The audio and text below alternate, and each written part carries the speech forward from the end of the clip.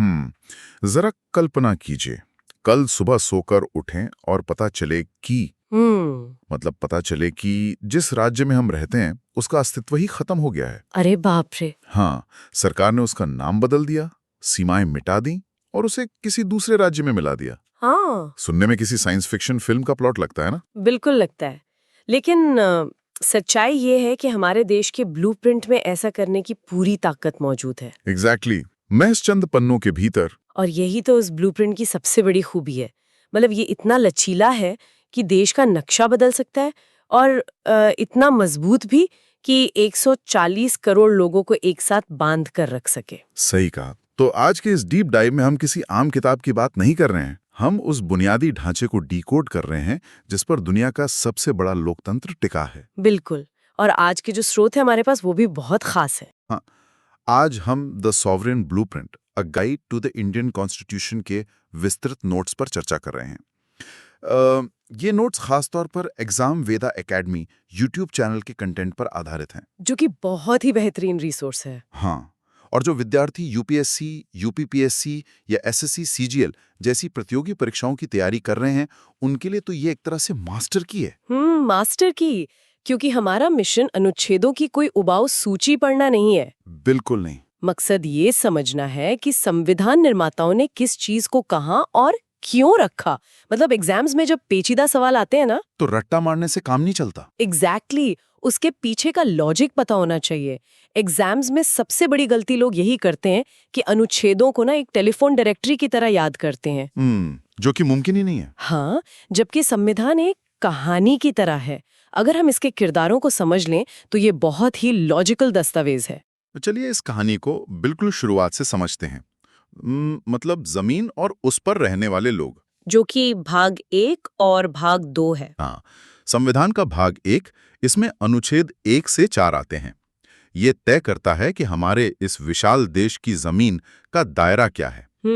अनुच्छेद 1 में ही साफ लिखा है, इंडिया दैट इज भारत, जो राज्यों का एक संघ होगा, यूनियन ऑफ स्टेट्स। हाँ, और इसी भाग के अनुच्छेद 2 और 3 संसद को ये असीमित ताकत देते हैं कि वो नए राज्यों को जोड़ सकती है या मौजूदा सीमाओं को बदल सकती है। बिल्कुल। लेकिन इन नोट्स में एक बहुत ही दिलचस्प संवैधानिक जाल का जिक्र है जो एग्जाम्स में बहुत बार पूछा जाता है। अच्छा, कौन सा जाल? किसी भी राज्य की सीमा बदलने वाले बिल को संसद में पेश करने से पहले राष्ट्रपति की पूर्व अनुमति लेना अनिवार्य है। हाँ, ये बहुत जरूरी पॉइंट है। तो मेरा सवाल ये है कि अगर संसद के पास सर्वोच्च ताकत है तो ये राष्ट्रपति की सिफारिश वाला स्पीड ब्रेकर क्यों लगाया गया? देखिए, इस स्पीड ब्रेकर के पीछे ना बहुत गहरी सोच है। किसी भी राज्य की सीमा बदलना सिर्फ नक्शे पर लकीर खींचना नहीं होता है। सही बात है। इसका सीधा असर वहां के लोगों की भाषा, उनकी संस्कृति और संसाधनों पर पड़ता है। अगर कोई सरकार बहुमत के नशे में रातों रात किसी राज्य को तोड़ना चाहे तो बहुत बवाल हो सकता है। एग्जैक्टली, देश के लिए खतरनाक हो सकता है। इसलिए राष्ट्रपति की पूर्व अनुमति ये सुनिश्चित करती है कि इतने संवेदनशील कदम पर देश के सर्वोच्च स्तर पर गहराई से विचार हो। अरे वाह, ये तो जल्दबाजी में लिए गए फैसलों को रोकने का एक अचूक तरीका है। हाँ, एक बहुत ही शानदार चेक एंड बैलेंस है। तो अब जब देश की बाउंड्री तय हो गई तो बात आती है कि इस बाउंड्री के भीतर रहने का हक किसे है। यही एंट्री होती है भाग 2 की, यानी नागरिकता। बिल्कुल, सिटीजनशिप, जो अनुच्छेद 5 से 11 तक फैली है। ये सिर्फ ये नहीं बताती कि जन्म या वंश के आधार पर नागरिक कौन है, बल्कि ये संसद को पूरी ताकत देती है कि वो नागरिकता पर कानून बनाए। और इसी ताकत का इस्तेमाल करके संसद ने नागरिकता अधिनियम 1955 बनाया था, जो कि बहुत महत्वपूर्ण है। हाँ, नागरिकता को समझना इसलिए जरूरी है क्योंकि ये एक तरह का वीआईपी पास है। जब ये पास होता है तभी देश के सबसे बड़े फायदे मिलते हैं। वीआईपी पास, ये बहुत ही सटीक शब्द इस्तेमाल किया आपने। नागरिकता मूल रूप से व्यक्ति और देश के बीच का एक कॉन्ट्रैक्ट है। आप देश के प्रति निष्ठा रखते हैं और बदले में देश आपको कुछ ऐसे अधिकार देता है जो वो किसी बाहरी को नहीं देता। और यहीं से हम उस हिस्से में पहुंचते हैं जिसे इस पूरे ब्लूप्रिंट का हृदय कह सकते हैं, जो कि भाग 3 है। जी हाँ, भाग 3, भाग 4 और भाग 4A। एग्जाम विद एकेडमी के नोट्स में ना भाग 3 को बहुत बड़े अक्षरों में मोस्ट इंपॉर्टेंट मार्क किया गया है। और वो होना भी चाहिए।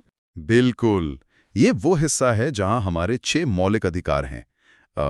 अनुच्छेद 12 से 35 तक समानता, स्वतंत्रता, शोषण के खिलाफ आवाज उठाने का अधिकार, धार्मिक आजादी, हाँ, और शिक्षा एवं संस्कृति का अधिकार। इनमें सबसे ज्यादा चर्चा अनुच्छेद 21 की होती है, राइट टू लाइफ, जीवन का अधिकार। हाँ, मैंने देखा है कि पिछले कई सालों की यूपीएससी पेपर्स में इसकी व्याख्या को लेकर लगातार सवाल आते रहे हैं। वो इसलिए क्योंकि अनुच्छेद 21 देखने में जितना छोटा है, इसका अर्थ उतना ही विशाल है। मतलब कैसे? शुरुआत में जीवन के अधिकार का मतलब सिर्फ इतना था कि सरकार बिना कानूनी प्रक्रिया के आपकी जान नहीं ले सकती। ओके। लेकिन समय के साथ ना सुप्रीम कोर्ट ने इसमें गरिमा के साथ जीने यानी लिविंग विद डिग्निटी को भी जोड़ दिया। अरे वाह! हाँ, आज स्वच्छ हवा में सांस लेना, निजता यानी प्राइवेसी का अधिकार, यहाँ तक कि अच्छी नींद लेने का अधिकार भी इसी का हिस्सा माना जाता है। मतलब ये लगातार इवॉल्व हो रहा है। बिल्कुल, इसीलिए ये परीक्षाओं का सबसे पसंदीदा विषय है। और अगर सरकार इन अधिकारों को छीनने की कोशिश करे तो संविधान ने एक ब्रह्मास्त्र भी दिया है, अनुच्छेद 32, संवैधानिक उपचारों का अधिकार। एग्जैक्टली। Doctor B.R. अम्बेडकर ने इसे संविधान का हृदय और आत्मा कहा था। मतलब अगर कोई अधिकारों का हनन करता है तो सीधे सुप्रीम कोर्ट का दरवाजा खटखटाया जा सकता है। बिना अनुच्छेद 32 के बाकी सारे मौलिक अधिकार सिर्फ कागज पर लिखी अच्छी बातें बनकर रह जाते। सही बात है। ये अनुच्छेद ही उन वादों को जमीनी हकीकत बनाता है। लेकिन देखिए, भाग 3 जहां व्यक्ति के अधिकारों की बात करता है, वहीं भाग 4 यानी राज्य के नीति निर्देशक तत्व, जिन्हें हम DPSP कहते हैं, अनुच्छेद 36 से 51 तक, हाँ, वो पूरे समाज के अधिकारों की बात करता है। यहीं पे मुझे इन नोट्स में एक बहुत ही विरोधाभासी बात नजर आई। क्या बात? मतलब भाग 4 में सरकार से कहा गया है कि वो समान काम के लिए समान वेतन दे, मुफ्त कानूनी मदद दे, हाँ, काम करने की अच्छी स्थितियां बनाए। तो ये सब बहुत ही शानदार सामाजिक और आर्थिक लक्ष्य हैं। लेकिन इसके आगे एक शब्द लिखा है, नॉन जस्टिशिएबल। मतलब अगर सरकार समान वेतन नहीं देती तो अनुच्छेद 32 का इस्तेमाल करके कोर्ट नहीं जा सकते। तो फिर फायदा क्या? क्या ये महज खोखले वादे थे? देखिए, इसके लिए ना 1947 के भारत की कल्पना करनी होगी। अच्छा। देश अभी अभी आजाद हुआ था, खजाना खाली था, बुनियादी ढांचा ना के बराबर था। वो तो है। संविधान निर्माता चाहते थे कि हर नागरिक को सब मिले, लेकिन क्या सरकार के पास इतने संसाधन थे कि तुरंत मुफ्त शिक्षा या समान वेतन दे पाती? नहीं, बिल्कुल मुमकिन नहीं था। एग्जैक्टली। अगर इन तत्वों को उसी वक्त कानूनी रूप से लागू कर दिया जाता तो सरकार पहले ही दिन लाखों मुकदमों के बोझ तले दब जाती। ओह, ये तो मैंने सोचा ही नहीं। इसीलिए DSP को एक रोड मैप या मॉरल कंपास के रूप में रखा गया है। ये सरकारों के लिए एक रिमाइंडर है कि जैसे जैसे देश अमीर होगा, नीतियां इसी दिशा में बनानी है। ये बात पूरी तरह से लॉजिकल लगती है। और समय के साथ हमने देखा भी है कि कैसे कुछ निदेशक तत्व बाद में कानूनी अधिकार बन गए, जैसे शिक्षा का अधिकार। बिल्कुल। और इन अधिकारों और नीतियों के बीच संतुलन बनाने के लिए ही बाद में भाग 4A जोड़ा गया, हमारे मौलिक कर्तव्य, फंडामेंटल ड्यूटीज। हाँ, अनुच्छेद 51A में 11 कर्तव्य है जो 42वें और 86वें संशोधन से लाए गए। ये याद दिलाने के लिए कि अधिकारों के साथ देश के प्रति जिम्मेदारियां भी हैं। बिल्कुल सही। अब अधिकारों और कर्तव्यों के इस पूरे सोशल कॉन्ट्रैक्ट के बाद सवाल ये उठता है कि इस विशाल देश को चलाएगा कौन? कानून कौन बनाएगा और उन्हें लागू कौन करेगा? हाँ, यहीं से संविधान हमें अपने शासन के ढांचे से रूबरू कराता है। इस ढांचे को समझे केंद्र और राज्यों के रिश्ते की तुलना एक विशाल संयुक्त परिवार से कर सकते हैं। हाँ, बहुत बढ़िया एनालॉजी है। इस परिवार का मुखिया है भाग 5, अनुच्छेद 52 से 151 तक, जिसे हम संघ या यूनियन कहते हैं। ये परिवार का मुख्य आंगन है जहाँ सबसे बड़े फैसले लिए जाते हैं। एग्जैक्टली। अनुच्छेद 52 के तहत राष्ट्रपति, 74 के तहत मंत्रिपरिषद और फिर हमारी संसद, यहाँ तक कि सुप्रीम कोर्ट भी इसी का हिस्सा है। और इसी भाग में अनुच्छेद 136 भी आता है, स्पेशल लीव पिटिशन। हाँ, SLP। ये सुप्रीम कोर्ट की ऐसी असाधारण शक्ति है जिससे वो देश की किसी भी अदालत या ट्रिब्यूनल के फैसले के खिलाफ सीधे अपील सुन सकता है। क्या बात है। और इस संयुक्त परिवार वाले उदाहरण में भाग 6 उन अलग अलग कमरों की तरह है जिनमें राज्य सरकारें रहती हैं। अनुच्छेद 152 से 237 तक। हाँ, हर कमरे की अपनी कुछ आज़ादी है। मुख्यमंत्री हैं, विधानसभाएं हैं, हाई कोर्ट्स हैं, लेकिन इन कमरों में एक व्यक्ति ऐसा बैठा है जिसकी भूमिका हमेशा चर्चा में रहती है। राज्यपाल, गवर्नर। हाँ, एग्जाम वेदा एकेडमी के नोट्स में ना इस टॉपिक पे एक बड़ा सा अलर्ट लगा है कि परीक्षाओं में यहाँ से बहुत घुमावदार सवाल आते हैं। ऐसा क्यों है? क्योंकि राज्यपाल की भूमिका एक दोधारी तलवार जैसी है। मतलब? एक तरफ वो राज्य का संवैधानिक प्रमुख है, जिसे चुनी हुई सरकार की सलाह पर काम करना है। लेकिन दूसरी तरफ उसकी नियुक्ति केंद्र सरकार करती है, तो वो केंद्र के एक एजेंट के रूप में भी देखा जाता है। ओह, तो टकराव होना तय है। बिल्कुल। जब केंद्र और राज्य में अलग अलग पार्टियों की सरकारें होती हैं, तो राज्यपाल के फैसले अक्सर विवादों में घिर जाते हैं। जैसे किसे सरकार बनाने के लिए बुलाना है? हाँ, या किसी बिल को राष्ट्रपति के पास भेजना है। यही राजनीतिक टकराव इसे यूपीएससी और यूपीपीएससी का सबसे हॉट टॉपिक बनाता है। समझ गया। अब इस ढांचे में एक और दिलचस्प बदलाव है। भाग 7 को तो पूरी तरह हटा दिया गया है। हाँ, वो अब निरस्त हो चुका है। और फिर आता है भाग 8, जहां केंद्र शासित प्रदेशों का प्रशासन है, जो सीधे केंद्र के कंट्रोल में होते हैं। लेकिन इस ढांचे का जो सबसे जमीनी स्तर है ना, वो सबसे कमाल का है। आप भाग 9 और 9A की बात कर रहे हैं। बिल्कुल, हमारी पंचायतें और नगर पालिकाएं। 73वें और 74वें संशोधन के जरिए जब इन्हें संवैधानिक दर्जा मिला, तो ये शक्तियों के विकेंद्रीकरण का दुनिया का सबसे बड़ा प्रयोग था। मतलब सत्ता सिर्फ दिल्ली या राज्यों की राजधानियों तक सीमित नहीं रही। एग्जैक्टली। सीधे गांव की चौपाल तक पहुंच गई। ग्राम पंचायत, पंचायत समिति और जिला परिषद का ये 3 टियर सिस्टम आम इंसान को विकास से जोड़ता है। और इसी के साथ भाग 10 ये सुनिश्चित करता है कि जनजातीय इलाकों के लिए अलग और संवेदनशील प्रशासनिक व्यवस्था हो। बिल्कुल। अब तक हमने देखा कि सरकार के अलग अलग स्तर कैसे काम करते हैं। संसाधनों का बंटवारा कैसे होता है। ये काम करता है संविधान का नर्वस सिस्टम। भाग 11 से लेकर 17 तक। भाग 11 केंद्र और राज्य के संबंधों को स्पष्ट करता है, जिसमें 3 सूचियां हैं। हाँ, यूनियन लिस्ट, स्टेट लिस्ट और कंकरेंट लिस्ट। नोट्स बताते हैं कि इसमें अनुच्छेद 249 बहुत अहम है। बहुत ज्यादा। अनुच्छेद 249 इस बात का सटीक उदाहरण है कि हमारा संविधान कितना व्यवहारिक है। वो कैसे? देखिए, सामान्य परिस्थितियों में केंद्र राज्यों के विषयों पर दखल नहीं देता, लेकिन अगर राज्यसभा को लगता है कि राष्ट्रीय हित में राज्य सूची के विषय पर कानून बनाना जरूरी है, तो वो प्रस्ताव पास करके संसद को ये अधिकार दे सकती है। मतलब राज्य स्वायत्त तो है, लेकिन देश की बात आने पर केंद्र हावी हो सकता है। ये तो बहुत जरूरी प्रावधान है। और जब बात पैसे की आती है, तो भाग 12 तस्वीर में आता है। अनुच्छेद 280 के तहत वित्त आयोग, फाइनेंस कमीशन। हाँ, ये एक रेफरी की तरह काम करता है, क्योंकि केंद्र बड़े टैक्स वसूलता है, लेकिन विकास का असली काम राज्य करते हैं। तो ये तय करता है कि केंद्र खजाने में से राज्यों को कितना हिस्सा देगा। बिल्कुल। और इसी भाग 12 में एक ऐसा बदलाव छुपा है जिसने भारतीय इतिहास की दिशाएं बदल दी। मुझे पता है आप किसकी बात कर रही हैं। संपत्ति के अधिकार की। हाँ, राइट टू प्रॉपर्टी। नोट्स पढ़ते हुए मेरा भी दिमाग वही अटका था। पहले ये भाग 3 में एक मौलिक अधिकार था, लेकिन अब इसे निकालकर भाग 12 के अनुच्छेद 300A में डाल दिया गया है, जहां ये सिर्फ एक कानूनी अधिकार है। तो मौलिक अधिकारों में इतनी बड़ी कटौती क्यों की गई? इसका इतिहास बहुत ही दिलचस्प है। आजादी के बाद ना भारत को विकास की रफ्तार पकड़नी थी।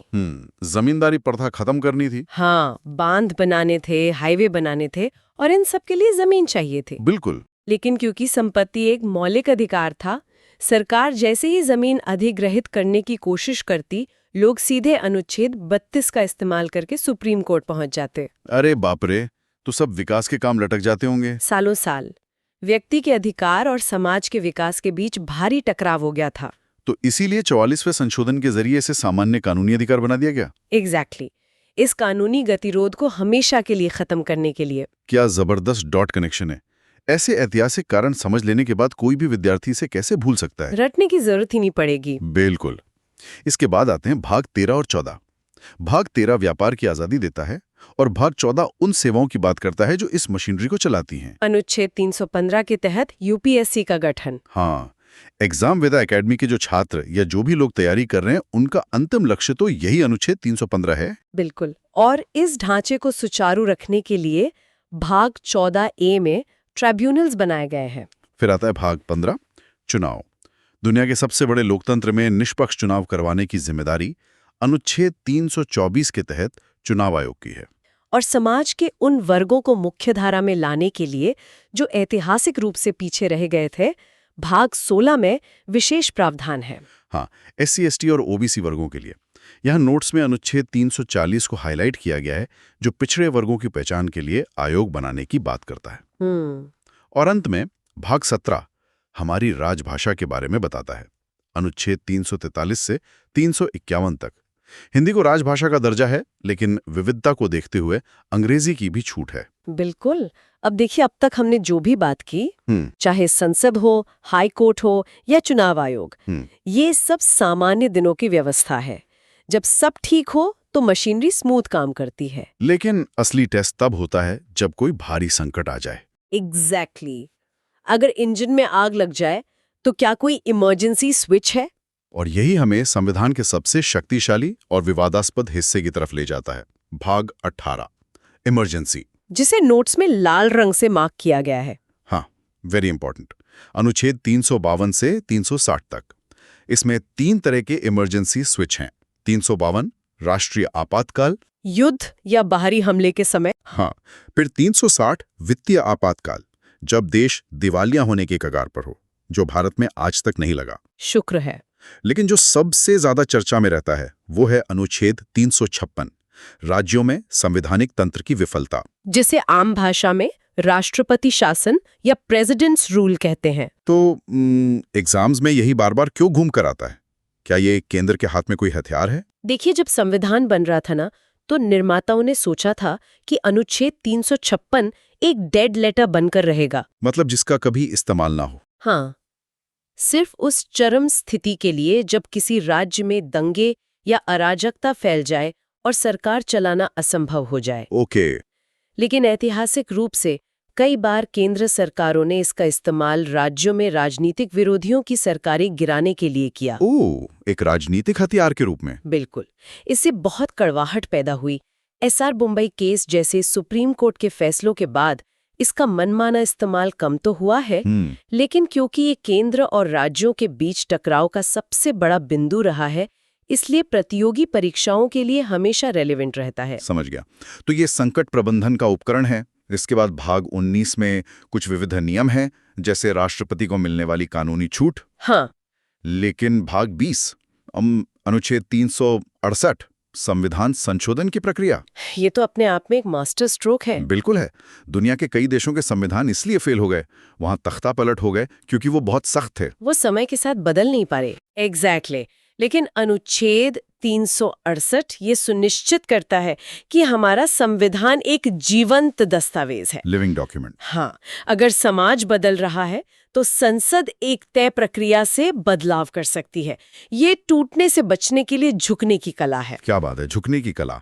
और समय के साथ बदलाव की सोच का सबूत है भाग 21, जहां कुछ अस्थायी प्रावधान थे, जैसे अनुच्छेद 370, जो अब इतिहास बन चुका है।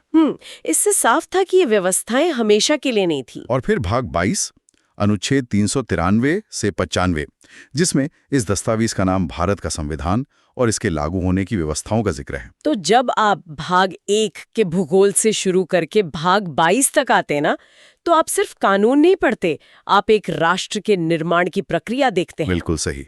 आज हमने अनुच्छेदों के पीछे की इंजीनियरिंग को समझा, राज्यों की सीमाएं, नागरिकता, मौलिक अधिकार और इमरजेंसी कैसे काम करती हैं। मैं तैयारी करने वाले सभी विद्यार्थियों को याद दिलाना चाहूंगा कि जब आप इस लॉजिक के साथ पढ़ते हैं तो एग्जाम में एलिमिनेशन मेथड का इस्तेमाल करना बहुत आसान हो जाता है। बिल्कुल। जब आप समझ जाते हैं कि संपत्ति का अधिकार क्यों हटाया गया, तो विकल्प रटने नहीं पड़ते, जवाब अपने आप दिखने लगता है। और यही हमारा मकसद था। जाने से पहले मैं एक विचार छोड़कर जाना चाहता हूँ। बताइए। हमारे निर्माताओं ने 22 भागों में उस समय की हर जरूरत को समेटा, संशोधन करके हमने इसे समय के साथ ढाला भी। बिल्कुल ढाला। लेकिन आज हम तेजी से डिजिटल युग में जा रहे हैं। डेटा खंगाला जा रहा है, AI नौकरियां और जिंदगी के फैसले लेने लगा है। ये तो है। तो अगर कोई सोचे क्या भविष्य में हमें संविधान में एक नया भाग 23 जोड़ने की जरूरत पड़ेगी? ये बहुत ही दिलचस्प सवाल है। हाँ, और अगर हाँ, तो उस नए भाग में एक नागरिक के रूप में आपके कौन से मौलिक अधिकार होने चाहिए और इस डिजिटल दुनिया के प्रति क्या कर्तव्य होने चाहिए? इसी के साथ आज की चर्चा यहीं खत्म करते हैं। आपसे मुलाकात होगी अगली चर्चा में एक नए डीप डाइव